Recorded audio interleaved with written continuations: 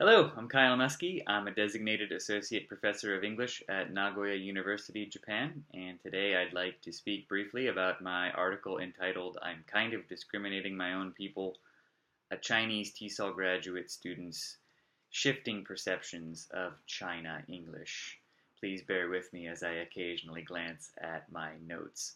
So, as you might guess from the title, this article concerns language attitudes and specifically the attitudes of English as an additional language or EAL speakers towards localized English varieties, including or especially their own. And the impetus from this article came when I was interviewing a Chinese woman who chose the pseudonym of Lin Lin, and Lin Lin was enrolled in a TESOL program in the United States, and she was approaching the end of her first year of graduate study when a crucial conversation between us took place.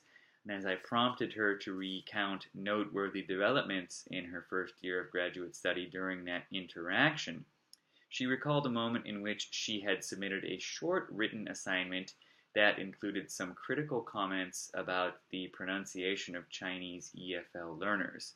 And her instructor from that particular course had decided to provide some very blunt and provocative feedback by writing "Who cares about pronunciation" on her written text. And what she told me during our conversation was, well, my thought was, I care about pronunciation, but of course I didn't dare to tell the instructor that in the classroom setting.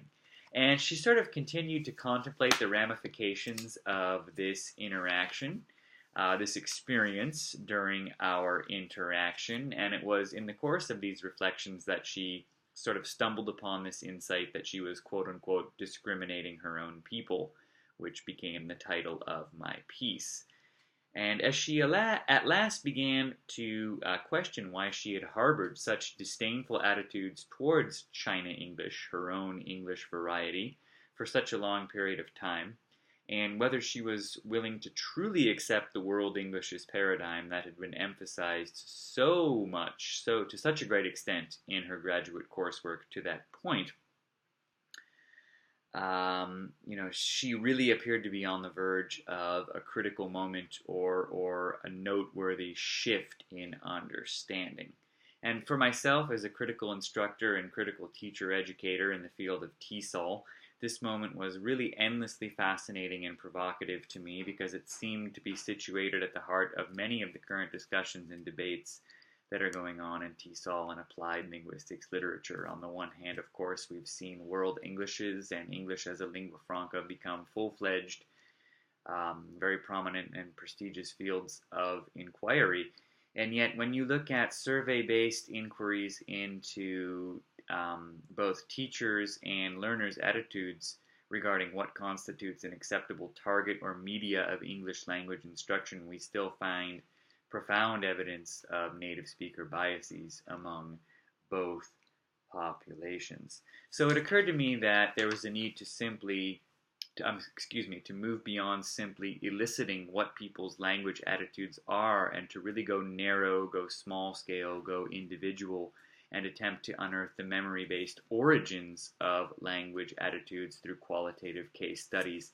And this is precisely what I've tried to do in this text. And of course, there's an additional level of complication here because whenever we're looking at a apparently more pluralistic and inclusive mindset as espoused in the setting of graduate education, we need to think about the possibility that it was articulated merely for the sake of pleasing the instructor or obtaining a good grade. So what I've tried to do in this text is adopt a longitudinal approach and really try to tease out Lin Lin's complex, ambivalent, and partially contradictory attitudes, not only as they existed during her graduate education, but 2 years later, after she had completed her master's degree and had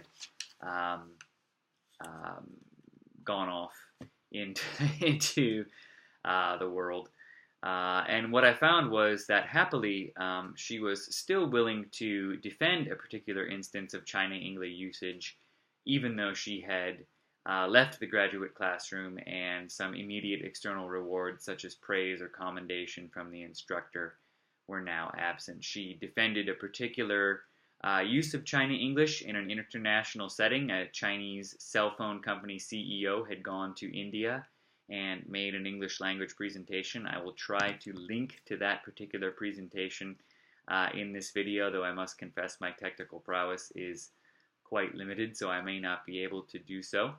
But I invite you to take a look at that presentation in your own teaching and invite your students to think about how to evaluate the aptitude demonstrated by that particular speaker. Should we judge him by the extent of native emulation of his words or by the effectiveness of his communication within that particular context? So really, I do invite everyone to please read the manuscript and provide any feedback. I would welcome it with open arms. My email address is kylenuske@gmail.com, KYLENUSKE@gmail.com. Again, I will try to put that in the video or in the video description.